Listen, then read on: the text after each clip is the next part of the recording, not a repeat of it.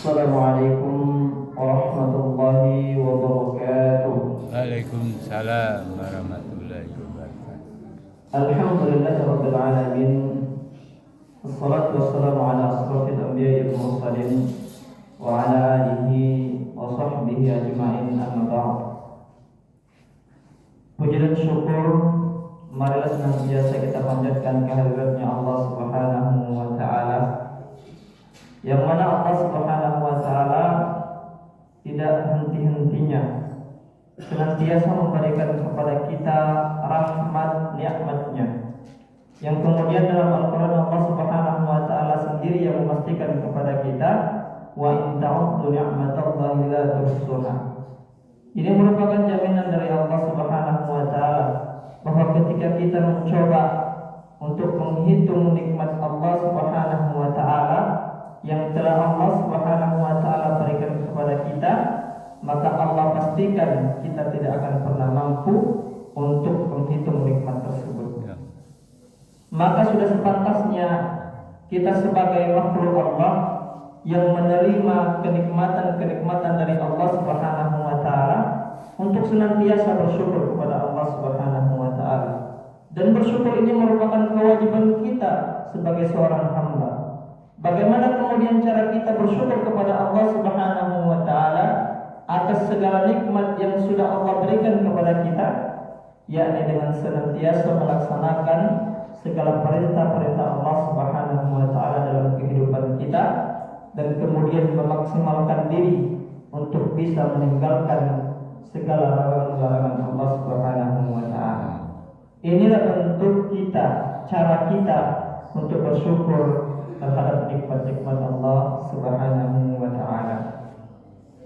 Salawat dan salam terlebih pula kita mohonkan kepada Allah Subhanahu wa taala agar senantiasa tercurahkan, terlimpahkan, tersampaikan kepada baginda Rasulullah sallallahu alaihi wasallam, yang mana sudah sama-sama kita ketahui bahwa Rasulullah sallallahu alaihi wasallam telah berjuang mempertahankan agama Islam, yang mana dalam perjalanan beliau dalam menegakkan agama Islam ini penuh dengan rintangan.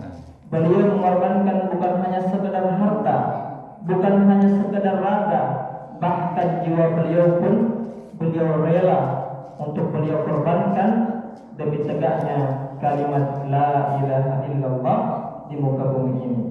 Yang kemudian dengan perjuangan tersebut, hari ini, saat ini, detik ini, kita bisa merasakan dua kenikmatan besar yang tidak diberikan kepada seluruh manusia. Apa kenikmatan tersebut? Yakni kenikmatan keimanan dan kenikmatan keislaman kita.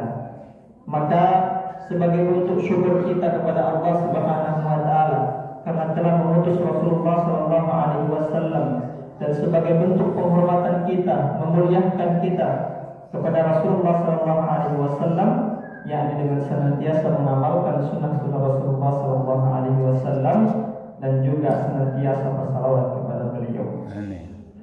Jamaah yang dirahmati oleh Allah Subhanahu wa taala, sebuah surah dalam Al-Qur'an yang mana surah ini merupakan surah yang sering kita dengar. Allah Subhanahu wa taala berfirman, A'udzu billahi minasyaitonir rajim. Bismillahirrahmanirrahim. Wal 'asri innal insana lafi khusr illa alladziina aamanu wa 'amilus shalihaati wa tawassaw bil haqq wa tawassaw bis sabr.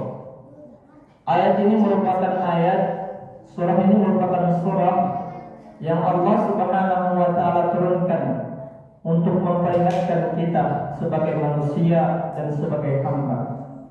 Di awal surah tersebut Allah Subhanahu wa taala sampaikan wal 'asr. Sesungguhnya kita ini adalah makhluk-makhluk yang merugi. Innal insana lafi khusr. Allah Subhanahu wa taala bersumpah bahwa kita ini adalah makhluk-makhluk yang merugi. Kenapa? Dikarenakan kita lebih banyak menyibukkan diri kita terhadap perkara-perkara dunia.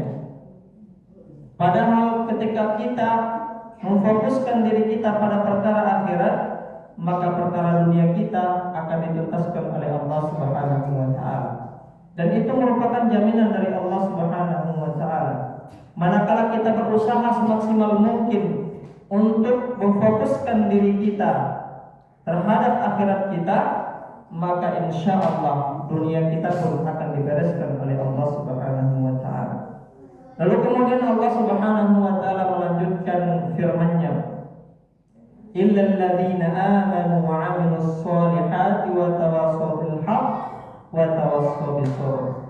Akan tetapi di antara manusia-manusia atau makhluk-makhluk yang merugi tersebut, ada makhluk-makhluk atau ada hamba-hamba yang beruntung yang akan diselamatkan oleh Allah Subhanahu wa taala. Tetapi tentu ada syarat-syarat yang harus dia penuhi. Apa itu? Yang pertama, dia harus beriman kepada Allah Subhanahu wa taala. Beriman yakni meyakini bahwa Allah lah satu-satunya Tuhan yang berhak disembah. Tidak boleh kita beribadah kepada selain Allah Subhanahu wa taala. Tidak boleh kita berkorban kepada selain Allah Subhanahu wa taala. Dan inilah bentuk keimanan kita kepada Allah Subhanahu wa taala. Lalu kemudian syarat yang kedua, senantiasa melaksanakan amalan-amalan soleh. Amalan-amalan soleh telah Allah Subhanahu wa taala berikan kepada kita, telah Allah Subhanahu wa taala tetapkan kepada kita, dan telah Rasulullah sallallahu alaihi wasallam ajarkan kepada kita bagaimana cara kita melaksanakannya. Untuk kemudian tidak menjadi orang-orang yang merugi, maka syarat-syarat ini harus kita penuhi dalam kehidupan kita. Yang pertama, kita perlu beriman kepada Allah Subhanahu wa taala dengan meyakini bahwa Allah Subhanahu wa taala satu-satunya Rabb yang berhak kita sembah. Tidak boleh kita melakukan ibadah kepada selain Allah, tidak boleh kita berkorban kepada selain Allah Subhanahu wa taala. Lalu syarat yang kedua agar kita tidak menjadi orang-orang yang merugi, yakni dengan senantiasa melaksanakan amalan-amalan saleh, melaksanakan perintah-perintah Allah Subhanahu wa taala, amalan-amalan saleh yang sudah ditetapkan oleh Allah Subhanahu wa taala, yang sudah diajarkan oleh Rasulullah sallallahu alaihi wasallam. Lalu kemudian syarat yang ketiga yakni senantiasa kita menasihati di antara kita untuk senantiasa mentaati Allah Subhanahu wa taala. Senantiasa menasihati di antara kita untuk bertakwa kepada Allah Subhanahu wa taala. Kenapa? Karena dalam Al-Qur'an Allah Subhanahu wa taala sendiri mengatakan kepada kita bahwa kita diperintahkan untuk berbekal, mempersiapkan bekal. Apa bekal yang perlu kita siapkan? Yakni ketakwaan kita kepada Allah Subhanahu wa taala. Lalu kemudian syarat yang terakhir yang Allah Subhanahu wa taala sampaikan dalam surah ini agar kita tidak menjadi orang-orang yang merugi, yakni senantiasa saling menasihati di antara kita untuk senantiasa bersabar kepada Allah Subhanahu wa taala. Baik ketika kita diberikan nikmat maupun ketika kita tidak diberikan nikmat. Baik ketika kita berada dalam keadaan lapang maupun ketika kita berada dalam keadaan sempit. Saling menasihati di antara kita untuk senantiasa bersabar, karena setiap apa yang kita perjuangkan ketika kita niatkan itu untuk Allah Subhanahu wa taala, maka akan Allah berikan kemudahan kepada kita untuk bisa menyelesaikan apa yang sudah Allah Subhanahu wa taala pertanggungjawabkan kepada kita. Satu keyakinan penting yang perlu kita tanamkan dalam diri kita, bahwa Allah Subhanahu wa taala tidak akan menguji kita, tidak akan mencoba kita, tidak akan memberikan suatu persoalan kepada diri kita, melainkan persoalan tersebut, melainkan ujian tersebut sanggup untuk kita tanggung. Yang maksud yang dirahmati oleh Allah Subhanahu wa taala. Oleh karena itu, untuk menjadi orang-orang yang tidak merugi, mari kita berusaha semaksimal mungkin untuk memenuhi syarat-syarat ini. Yang pertama, kita beriman kepada Allah Subhanahu wa taala.